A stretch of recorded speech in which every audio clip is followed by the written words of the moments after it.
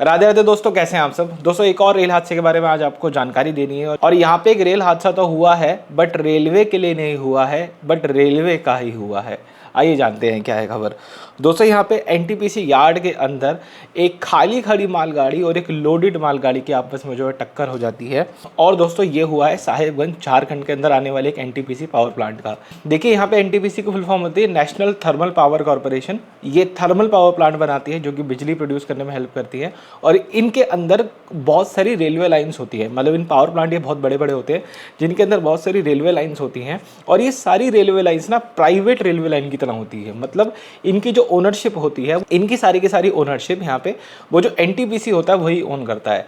Indian railway के अंदर जो रिटायर्ड लोकोमोटिव होते हैं जो कि पैसेंजर ड्यूटी नहीं कर सकते हैं, उन लोकोमोटिव्स को यहाँ पे जो है दे दिया जाता है। वैगन्स को यहाँ पे दे दिया जाता है जो कि यहीं पे मतलब विद इन द यार्ड, मतलब एनटीपीसी का जो भी पूरा प्लांट है उसके अंदर जो है शंटिंग ड्यूटी करते हैं लोकोमोटिव्स। और इधर से उधर जो है वैगन्स को लेकर के जाते हैं और मालगाड़ियों को इधर से उधर लेकर के जाते हैं। तो इसी इधर से उधर के प्रोसेस के अंदर जो है ये पूरा हादसा घट जाता है। हादसा जो है सुबह के 3:30 बजे होता है।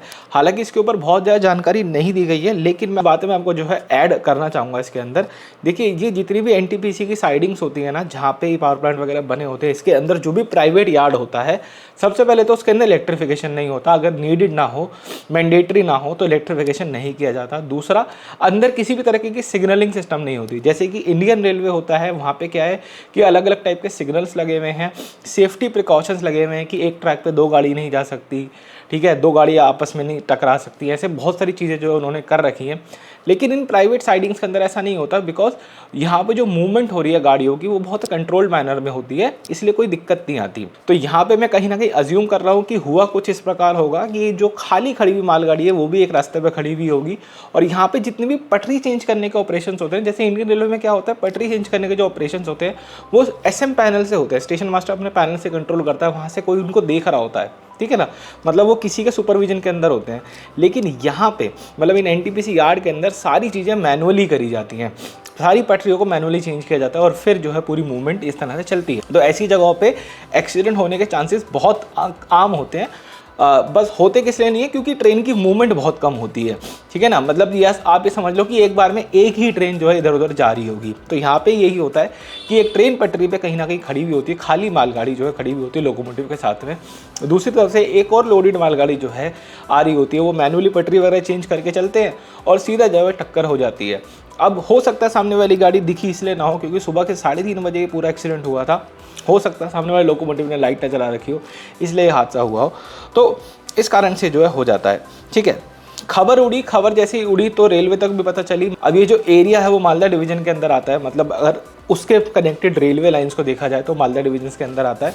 अब हादसा इतना बड़ा हो गया था, दोनों ही लोकोमोटिव पलट गए थे और कई सारे वैगन्स भी जो है पलट गए थे। तो यहाँ पे मदद मांगी गई रेलवे से और मालदा डिवीज़न ने जो हेल्प करा। हालांकि रेलवे ने जब अपनी मीडिया में जानकारी दी तो रेलवे ने कहा कि भाई इस हादसे में हमारा कोई मतलब नहीं है, ठीक है, ये उनके प्राइवेट लैंड पे हुआ है तो इसमें हमारी कोई जिम्मेदारी नहीं हो सकती। हाँ, हालांकि हम मदद जो है कर देंगे इस एक्सीडेंट से, कैसे मतलब वो सारा सामान वान समेटना है जो भी हुआ है। दुखद बात दोस्तों ये है कि यहाँ पे 3 लोगों की जो है डेथ हो जाती है। इसमें वो जो है दोनों लोको पायलट शामिल है जो कि उन लोकोमोटिव्स के अंदर जो है सवार थे। और लास्ट में मैं बस यही ऐड करना चाहूँगा कि जैसे रेलवे के अंदर टेक्नोलॉजी अवेलेबल है सारे यार्ड्स को कंट्रोल करने की, अपने एक बार में वो पूरे यार्ड में कहाँ कहाँ पे ट्रेन खड़ी है वो पैनल के थ्रू देख सकता है।